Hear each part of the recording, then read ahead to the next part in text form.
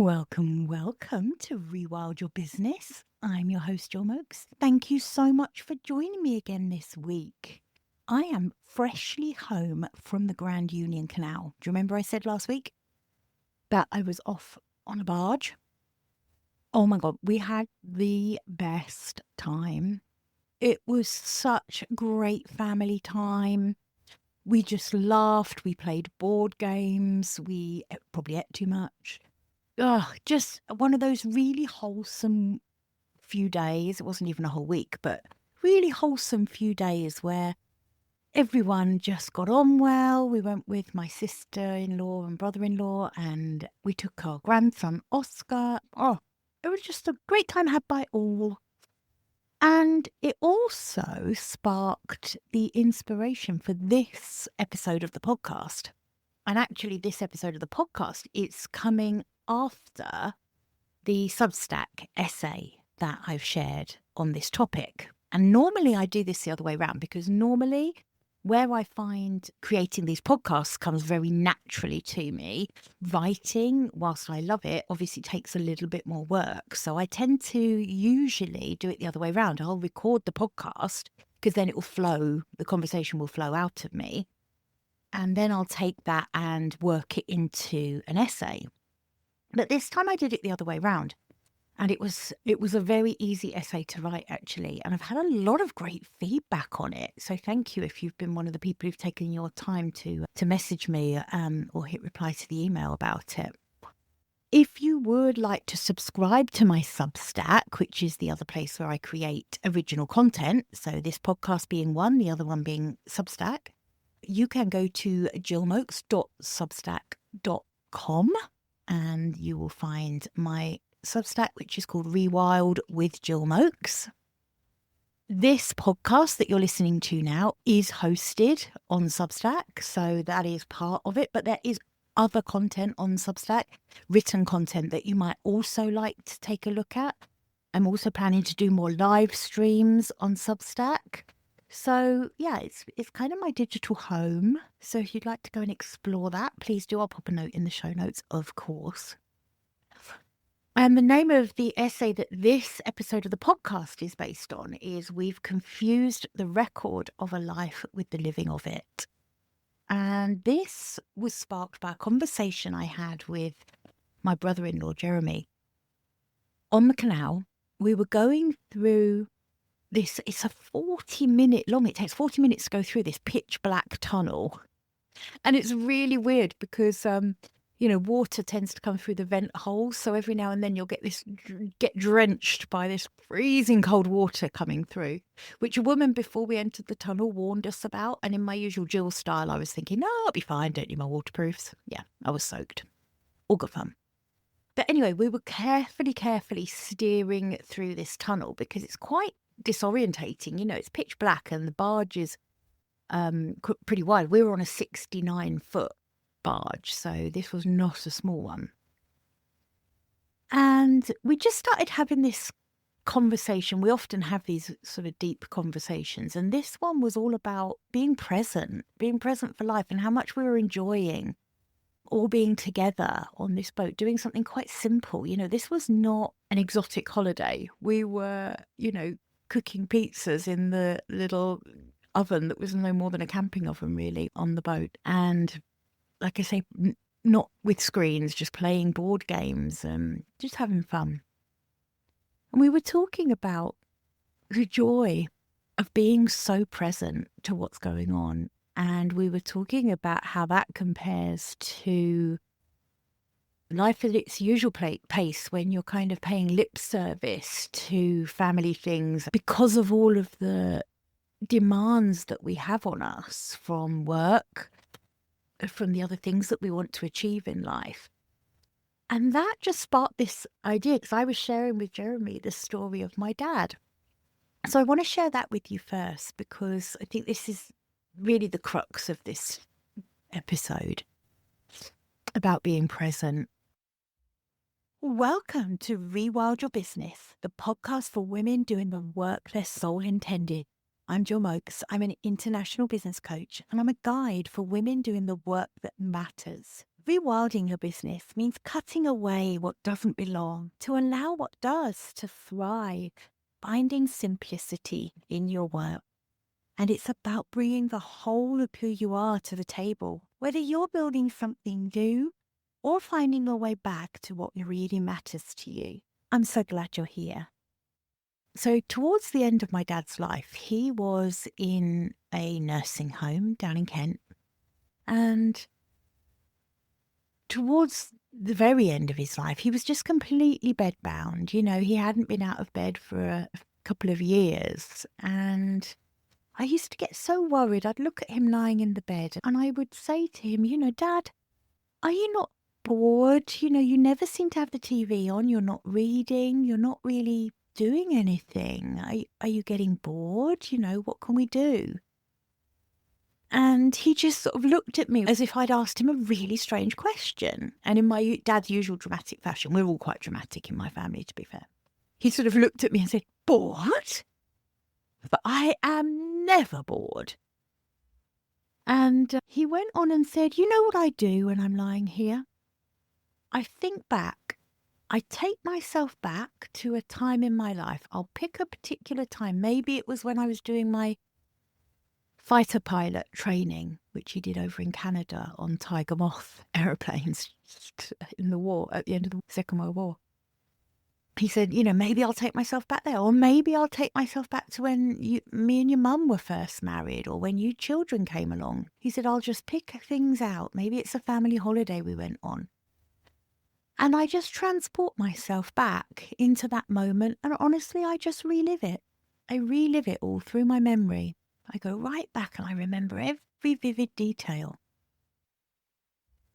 And that just stuck with me after that conversation, because I suddenly realized that the way we live our lives now, desperate to capture every moment for posterity on our smartphone, or just trying to curate the feed of our life. I mentioned in the essay actually that, you know, we've built an entire culture around not being present. We've invented all of these different ways to be somewhere else. We're either scrolling through other people's lives, we're busy planning the next thing or recovering from the last thing. We're always capturing things, filing things, archiving, filtering, doing everything we can apart from being actually present as we're creating the memory. And I suddenly realized that when we get to the end of our lives, are we going to be as fortunate as my dad was to have this incredible archive of very vivid memories to go back to and to relive? Or are we going to just have this really surface level, maybe a mountain of photographs where we don't even remember really where it was taken, or what we were doing, or who we were with, or what the conversation was about, because we were so busy trying to capture it? So that really is the crux of what I'm talking about in this episode. And I think this is something that we can really change. And I'm not saying that, you know, capturing things on camera isn't a lovely thing to do. Of course it is. But equally, I think we take it too far. I notice this when I go to a festival or a concert, and I talk about this in the essay, that you'll be at the concert and suddenly all you can see is one hand raised in the air from every audience member with their phone lit up, and they're trying to record the concert. And then every now and then they're bringing their hand down and looking at the footage they've just recorded. Did they get it in frame right? Was it right? And then they're going back and they're holding the hand up again to keep capturing it. What they're not doing is immersing themselves in the experience of watching and listening to the music. The more you think about it, the more kind of crazy it is. And one of the points that I was making in the essay as well is that, like I say, we've almost built this culture in the world now where everything about the world we live in is incentivized to distract us, because our distraction is someone else's business model. And we're not excluded from this. I'm not excluded from this. I'm recording this podcast episode in the hope that you will stop what you're doing and listen to this episode. So this isn't me saying, oh, look how wonderful and good I am because I don't do this to you. Of course I do this to you. I am hoping that you pay attention to this podcast, because when you pay attention to this podcast, eventually you might think, I like this woman. Maybe I'd like to work with her. Maybe I'd like to part with my hard-earned cash and pay her to help me do something. That's what I'm hoping for. But we get to choose. The point I'm making is that we get to come back to being present, and we get to choose when to give away that valuable thing that we have, our time, our attention. And sometimes I think we feel like we don't even get the choice. We're just victims of distraction, and that's not true. We get to choose what we do with our time, where we place our attention. So I suppose this short episode is really just to make an invitation to you to get into the habit of being present. It's a habit you can get into. It's a choice you can make each and every day. Maybe you could just decide that every day you're going to leave your phone in a different room for an hour to start with.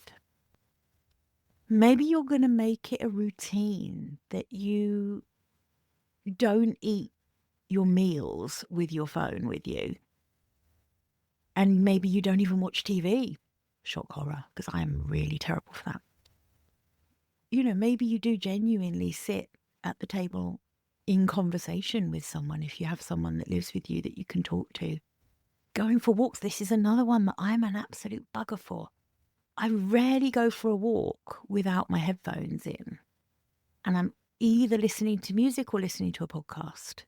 But what if we just made it a ritual to sometimes just walk and notice? Be in that walk, not distracted from it. When my dad passed away at the end of his life, a bit like most people who die, he didn't get to know that would be the last day, his last day of this lifetime anyway. But honestly, I think even if he had, he wouldn't have changed anything. I think he'd lived a really full life, and he'd been really in his life, really present.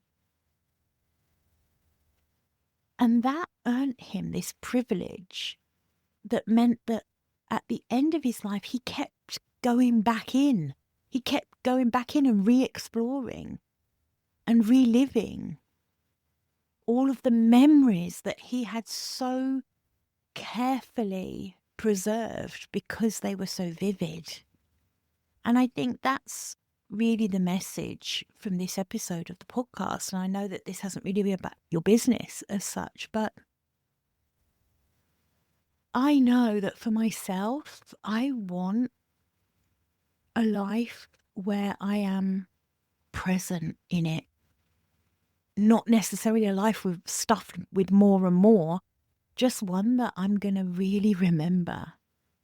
Because when it does come to the end of our lives, this will be what we have left. Our memories are going to be what we have left, not our follower count, not our metrics, not all of the content that we created or the moments that we captured on camera. At the end, it's just what we were paying attention to that's left. The things that we loved, the people we loved.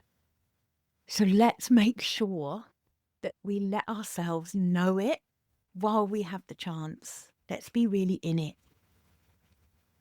I hope you enjoyed me sharing this with you. Bit different this week, I know. So thank you for being along for this ride. Like I say, Substack really is my home online, so do go and have a little look around there. All right, I'll see you back here, same time, same place next week. Bye for now.